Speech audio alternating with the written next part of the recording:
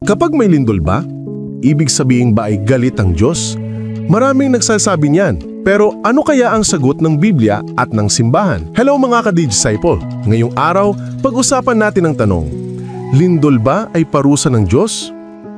Sa Biblia, totoo na minsan ginamit ng Diyos ang kalikasan upang magbigay babala o pagtutuwid, gaya ng baha noong panahon ni Noe. Pero hindi ibig sabihin na lahat ng sakuna ay automatic na tanda ng galit ng Diyos.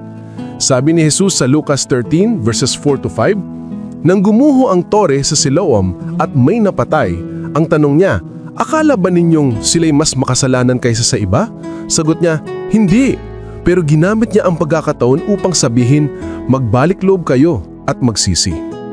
Kaya malinaw, hindi lahat ng trahedya ay direktang parusa.